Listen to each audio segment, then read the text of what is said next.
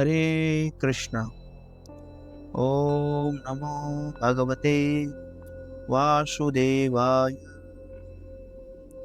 ग्रंथराज श्रीमद् भागवतम स्कंद 8 अध्याय क्रमांक 7 शिवजी द्वारा विस्पान से ब्रह्मांड की रक्षा। पिछले 2 अध्यायों में हमने श्रवण किया कि किस प्रकार से भगवान श्री हरि के द्वारा देवताओं को समुद्र मंथन का प्रस्ताव दिया गया, जब वो अपनी सुरक्षा के लिए भगवान से याचना करने क्षीर सागर के तट पे गए, और फिर किस प्रकार देवताओं और असुरों के द्वारा संधि की घोषणा की गई। इस अध्याय में हम यह श्रवण करेंगे कि किस प्रकार से भगवान ने कच्छप का अवतार धारण किया और समुद्र में गहरी डुबकी लगाई, जिससे वे मंदार पर्वत को अपनी पीठ पर धारण कर सके, और समुद्र मंथन से सर्वप्रथम कालकूट विष प्राप्त हुआ। सभी इस विष से भयभीत हो उठे, किंतु शिवजी ने इसको पी करके सबको संतुष्ट किया। सुखदेव गोस्वामी ने कहा, हे कुरुश्रेष्ठ महाराज परीक्षित, देवों तथा असुरों ने सर्पराज वासुकी को बुलवाया और उसे वचन दिया कि वे उसे अमृत में भाग देंगे। उन्होंने वासुकी को मंदार पर्वत के चारों ओर मथने की रस्सी की भांति लपेट दिया और क्षीर सागर के मंथन द्वारा अमृत उत्पन्न करने का बड़ी प्रसन्नता पूर्वक प्रयत्न किया। भगवान अजित ने सर्प के अगले हिस्से को पकड़ लिया और तब सारे देवताओं ने उनके पीछे होकर के उसे पकड़ लिया। दैत्यों के नेताओं ने पूंछ पकड़ना मूर्खतापूर्ण समझा, क्योंकि यह सर्प का अशुभ अंग होता है। इसके स्थान पे वे अगला हिस्सा पकड़ना चाहते थे, जिसे भगवान तथा देवताओं ने पकड़ रखा था, क्योंकि वह भाग शुभ तथा महिमा युक्त था। इस प्रकार असुरों ने इस दलील के साथ कि वे सभी वैदिक ज्ञान में अत्यधिक बढ़े चढ़े हैं और अपने जन्म तथा कार्यकलापों के लिए विख्यात हैं, आपत्ति उठाई कि वे सर्प के अगले हिस्से को पकड़ना चाहते हैं। इस प्रकार असुरगण देवताओं की इच्छा का विरोध करते हुए मौन रहे। भगवान असुरों के मनोभावों को ताड़ गए और वे मुस्कुराने लगे।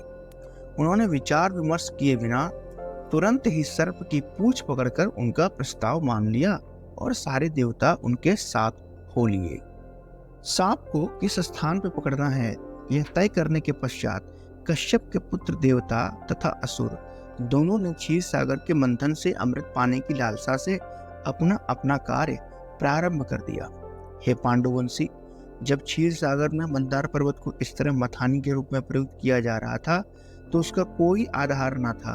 अतएव असुरों और देवताओं के बलिष्ठ हाथों द्वारा पकड़ा रहने पर भी वह जल में डूब गया।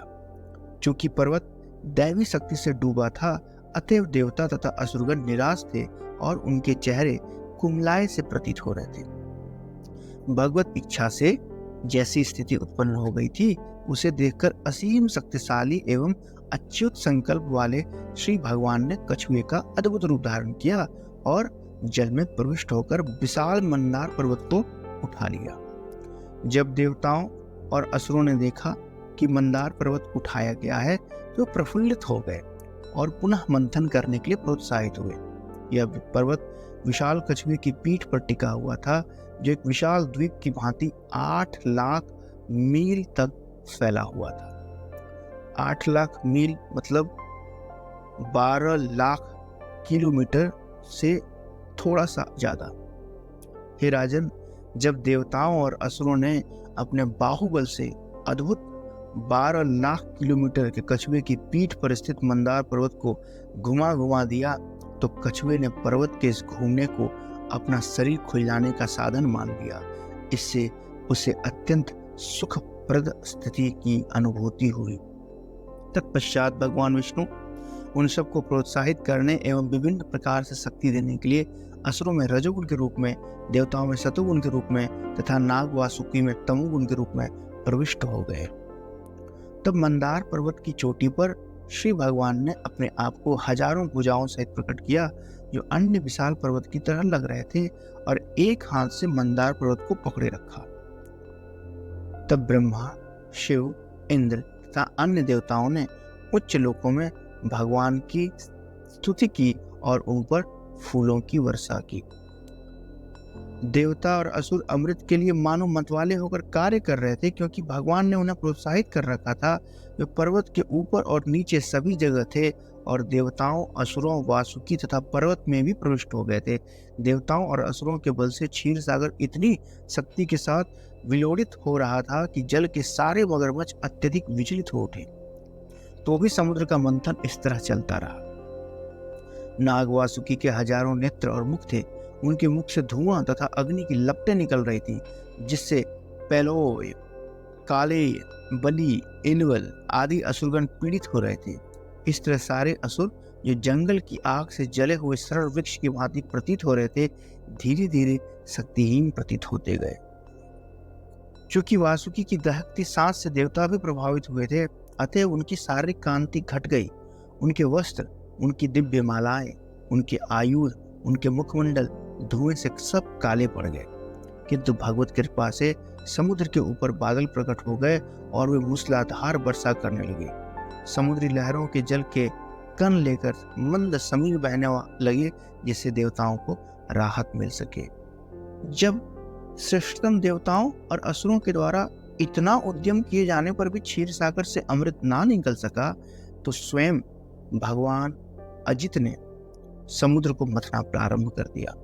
भगवान श्याम बादल की भांति दिख रहे थे। वे पीत वस्त्र पहने थे। उनके कान के कुंडल बिजली की तरह चमक रहे थे। उनके बाल कंधों पर बिखरे हुए थे। वे फूलों की मालाएं पहने थे। उनकी आंखें गुलाबी थीं और विश्व भर में अभय देने वाली अपनी बलिष्ठ यशस्वी भुजाओं से उन्होंने वासुकी को पकड़ लिया। वे मंदार पर्वत को मथानी बनाकर समुद्र का मंथन करने लगे। जब वे इस प्रकार व्यस्त थे, तो वे इंद्रनील नामक सुंदर पर्वत की भांति प्रतीत हो रहे थे। मछलियां, हांगर, कछुए, सर्प अत्यंत विचलित एवं क्षुब्ध थे। सारा समुद्र उत्तेजित हो उठा और वेल, समुद्री हाथी, घड़ियाल, तिमिंगल, मछली जैसे बड़े बड़े जलचर सब सतह पर आ गए।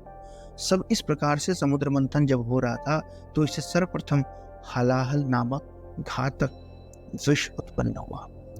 हे राजन, जब वह उग्र विष ऊपर तथा नीचे सभी देवताओं में वेग के साथ फैलने लगा, तो सारे देवता समेत भगवान सभी सदाशिव के पास चले गए। अपने को असुरक्षित तथा अत्यंत भयभीत पाकर वे सब भगवान शिव की शरण मांगने लगी। देवताओं ने शिव जी को तीनों लोकों के मंगलमय अभ्युदय होते हुए तपस्या करते हुए अपनी पत्नी भवानी सहित कैलाश पर्वत की चोटी पर देखा। मुक्ति की कामना करने वाले मुनिगण उन श्री शिव जी की पूजा कर रहे थे। देवताओं ने उन्हें प्रणाम किया और आदर पूर्वक प्रार्थनाएं की। प्रजापतियों ने कहा, हे देवादिदेव, देवश्रेष्ठ महादेव, हे समस्त जीवों के परमात्मा, उनकी सुख समृद्धि के कारण हम आपके चरण कमलों की शरण में आए हैं। अब आप तीनों लोकों में फैलने वाले इस उग्र विष से हमारी रक्षा कीजिए। हे प्रभु, आप सारे विश्व के बंधन तथा मोक्ष के कारण हैं, क्योंकि आप इसके शासक हैं। जो लोग आध्यात्मिक चेतना में बढ़े चढ़े हैं, वे आपकी शरण में जाते हैं। अतएव आप उनके कष्टों को दूर करने वाले हैं और आप ही उनकी मुक्ति के कारण हैं। अतएव हम आपकी पूजा करते हैं। हे प्रभु, आप स्वयं प्रकाशित सर्वश्रेष्ठ हैं।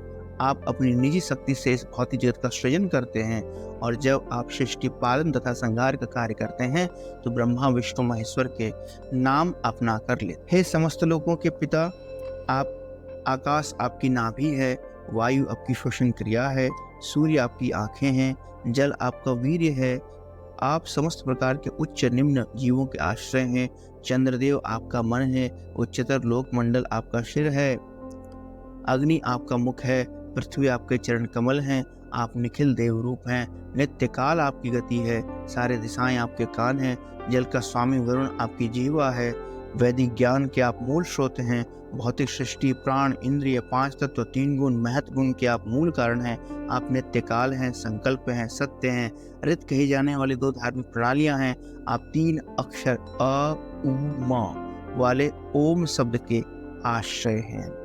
हे प्रभु, आप साक्षात तीनों वेद हैं, सातों समुद्र आपके अंदर है और पर्वत आपकी हड्डियां हैं।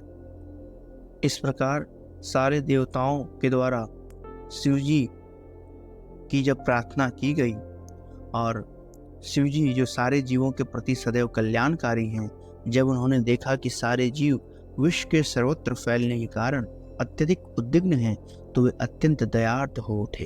अतः उन्होंने अपनी नित्य संगिनी सती से इस प्रकार कहा। शिव जी ने कहा, हे प्रिय भवानी, जरा देखो तो किस तरह ये सारे जीव क्षीर सागर के मंथन से उत्पन्न विष के कारण गहन संकट में आ पड़े हैं। जीवन संघर्ष में लगे समस्त जीवों को सुरक्षा प्रदान करना मेरा कर्तव्य है। निश्चय ही स्वामी का कर्तव्य है कि वह पीड़ित आश्रितों की रक्षा करे। भगवान की माया से मोहग्रस्त सामान्य लोग एक दूसरे के प्रति शत्रुता में लगे रहते हैं, किंतु भक्तगण अपने नश्वर शरीरों को भी संकट में डालकर उनकी रक्षा करने का प्रयास करते हैं। हे मेरी भद्र पत्नी भवानी, जब कोई दूसरों के लिए उपकार की कार्य करता है तो भगवान हरि अत्यंत प्रसन्न हो जाते हैं, और जब भगवान प्रसन्न होते हैं तो मैं भी अन्य सारे प्राणियों के साथ अत्यधिक प्रसन्न हो जाता हूँ। अतएव मुझे यह विषपान करने दो, क्योंकि मेरे कारण सारे जीव इस प्रकार सुखी हो पाएंगे। इस प्रकार भवानी को सूचित करके शिव जी यह विषपान करने लगे। भवानी ने उन्हें ऐसा करने की अनुमति दे दी, क्योंकि वह शिव जी की क्षमताओं को भली भांति जानती थी। तत्पश्चात मानवता के लिए शुभ और उपकारी कार्य में समर्पित शिव जी ने कृपा करके सारा विष अपनी हथेली में रखा और वे उसे पी गए। अपयश के कारण क्षीर सागर से उत्पन्न विष ने मानो अपनी शक्ति का परिचय शिव जी के गले में नीली रेखा बना कर दिया हो, किंतु अब वही रेखा श्री भगवान का आभूषण मानी जाती है, और इसलिए शिव जी नीलकंठ के नाम से भी जाने जाते हैं। बोले नीलकंठ महादेव की जय। कहा जाता है कि सामान्य लोगों के कष्टों के कारण महापुरुष सदैव स्वेच्छा से कष्ट भोगना स्वीकार करते हैं। प्रत्येक व्यक्ति के हृदय में स्थित भगवान के पूजने की यही सर्वोत्तम विधि है। जब शिव जी विषपान कर रहे थे, उस समय उनके हाथ से जो थोड़ा सा विष गिरकर छितर गया, उससे बिच्छू, सर्प, विषैली औषधियां तथा अन्य पशु जिनका दंश विषैला होता है, वो उसका पान कर गए। इस कार्य को सुनकर भवानी, ब्रह्मा, विष्णु समेत सामान्य लोगों ने देवताओं द्वारा पूजित और लोगों को वरदान देने वाले शिव जी के इस कार्य की भूरी भूरी प्रशंसा की। इस प्रकार श्रीमद् भागवतम के अष्टम स्कंद के अंतर्गत शिव जी द्वारा विषपान और ब्रह्मांड की रक्षा नामक 7वें अध्याय के भक्ति वेदांत तात्पर्य पूर्ण हुए। हरे कृष्णा कृष्ण कृष्ण हरे हरे, हरे राम राम राम हरे हरे। ओम नमः पार्वती पतये हर महादेव शंभो।